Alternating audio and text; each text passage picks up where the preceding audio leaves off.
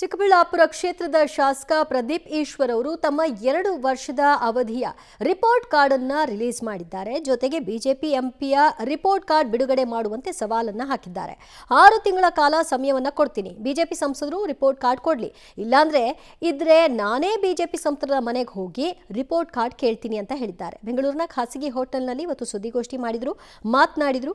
Karnataka BJP ನನ್ನ accidental ಶಾಸಕ ಅಂತ ಟ್ವೀಟ್ ಮಾಡ್ತಾರೆ. ಆಗ 2 ವರ್ಷಗಳಲ್ಲಿ ನನ್ನ ಕ್ಷೇತ್ರದಲ್ಲಿ ಮಾಡಿರೋ ಅಭಿವೃದ್ಧಿ ಕಾರ್ಯಗಳ ರಿಪೋರ್ಟ್ ಕಾರ್ಡ್ ನೋಡಿ ಬಿಡುಗಡೆ ಮಾಡಿದ್ದೀನಿ.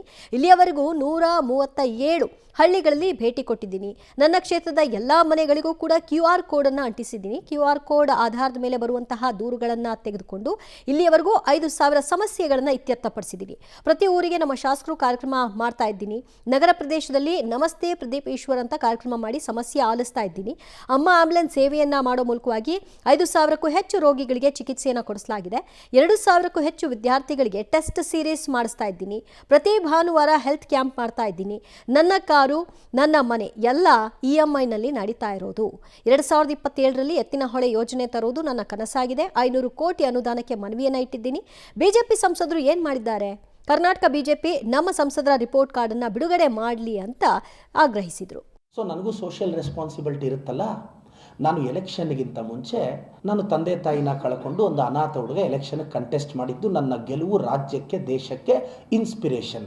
ಒಬ್ಬ ಸಾಮಾನ್ಯ ಹುಡುಗನನ್ನು ಜನ ಇಷ್ಟಪಟ್ಟು ವೋಟ್ ಹಾಕ್ತಾರೆ. ಇದು ಡೆಮೋಕ್ರಸಿ ಸ್ಟಿಲ್ ಅಲೈವ್ಗೆ ನನ್ನ ಎಕ್ಸಾಂಪಲ್. ನನ್ನ ತಂದೆ ತಾಯಿಗೆ ಆಗಿರೋ ಪರಿಸ್ಥಿತಿ ಬೇರೆ ಯಾರಿಗೂ ಆಗಬಾರ್ದು, ಹಾಸ್ಪಿಟಲ್ಗೆ ರೀಚ್ ಆಗಬೇಕು ಅಂತ ನಾನು ಅಮ್ಮ ಆಂಬ್ಯುಲೆನ್ಸ್ ಅಂತ ಬಿಟ್ಟಿದ್ದೀನಿ. ನಾನು ಚಿಕ್ಕಬಳ್ಳಾಪುರನ ಸಿಂಗಪೂರೆಲ್ಲ ಮಾಡೋಕ್ಕೆ ನನ್ನ ಕೈಯಲ್ಲಾಗಲ್ಲ. ಆದರೆ ಚಿಕ್ಕಬಳ್ಳಾಪುರನ ಆಂಬ್ಯುಲೆನ್ಸ್ ಸರ್ವಿಸ್ನ ನೋಡಿ ಸಿಂಗಪೂರ್ ಗೌರ್ಮೆಂಟು ಬೆಚ್ಚಿ ಬೀಳೋ ರೀತಿ ನಾನು ಅಮ್ಮ ಆಂಬ್ಯುಲೆನ್ಸ್ ನಡೆಸ್ತಾ ಇದ್ದೀನಿ. ಏನು ಅಮ್ಮ ಆಂಬ್ಯುಲೆನ್ಸ್ ವಿಶೇಷತೆ? ಸರ್, 10 ಆಂಬ್ಯುಲೆನ್ಸ್ ಬಿಟ್ಟಿದ್ದೀನಿ.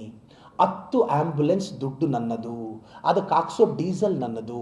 20 ಜನ ಡ್ರೈವರ್ಸ್ ಇಟ್ಟಿದ್ದೀನಿ. ಡೇ ಶಿಫ್ಟಲ್ಲಿ 10 ಜನ, ನೈಟ್ ಶಿಫ್ಟಲ್ಲಿ 10 ಜನ. ಕರೆ ಮಾಡಿದ 12 ನಿಮಿಷದ ಒಳಗಡೆ ನನ್ನ ಅಮ್ಮ ಆಂಬ್ಯುಲೆನ್ಸು ಮನೆ ಮುಂದೆ ನಿಂತಿರುತ್ತೆ.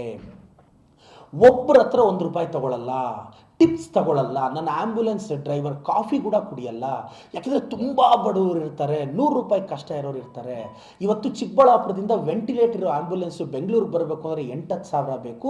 ಆಕ್ಸಿಜನ್ ಇದೆಲ್ಲ ಇರೋದು ಬೇಕು ಅಂದರೆ 5-6 ಸಾವಿರ ಬೇಕು. ಆದರೆ ನಾವು ಇವತ್ತು ವಿಕ್ಟೋರಿಯಾ, ಜಯದೇವ, ಸಂಜಯ್ ಗಾಂಧಿ ಹಾಸ್ಪಿಟಲ್ಗಿಂತ ತುಂಬ ಆಸ್ಪತ್ರೆಗೆ ಇದುವರೆಗೂ ನಾನು 5,000ಕ್ಕೂ ಹೆಚ್ಚು ಪೇಷಂಟ್ಸ್ನ ನಾನು ಇದುವರೆಗೂ ಅಮ್ಮ ಆಂಬ್ಯುಲೆನ್ಸ್ ಮುಖಾಂತರ ಅವರ ಹೆಸರು, ಯಾವ ಕಾಯಿಲೆ, ಅವರ ಊರು, ಪ್ರತಿಯೊಂದು ಡೀಟೇಲು ಮಾಧ್ಯಮದ ಮುಂದೆ ಇಡ್ತಾ ಇದ್ದೀನಿ. ಇದು ನನ್ನ ಸ್ವಂತ ಪರಿಶ್ರಮದಿಂದ ನಾನು ಆಂಬ್ಯುಲೆನ್ಸ್ ನಡೆಸ್ತಿದ್ದೀನಿ. ನನಗೂ ಸೋಷಿಯಲ್ ರೆಸ್ಪಾನ್ಸಿಬಿಲಿಟಿ ಇರುತ್ತಲ್ಲ. ನಾನು ಎಲೆಕ್ಷನ್ಗಿಂತ ಮುಂಚೆ ನಾನು ತಂದೆ ತಾಯಿನ ಕಳ್ಕೊಂಡು ಒಂದು ಅನಾಥ ಹುಡುಗ ಎಲೆಕ್ಷನ್ಗೆ ಕಂಟೆಸ್ಟ್ ಮಾಡಿದ್ದು. ನನ್ನ ಗೆಲುವು ರಾಜ್ಯಕ್ಕೆ ದೇಶಕ್ಕೆ ಇನ್ಸ್ಪಿರೇಷನ್. ಒಬ್ಬ ಸಾಮಾನ್ಯ ಹುಡುಗನನ್ನು ಜನ ಇಷ್ಟಪಟ್ಟು ವೋಟ್ ಹಾಕ್ತಾರೆ. ಇದು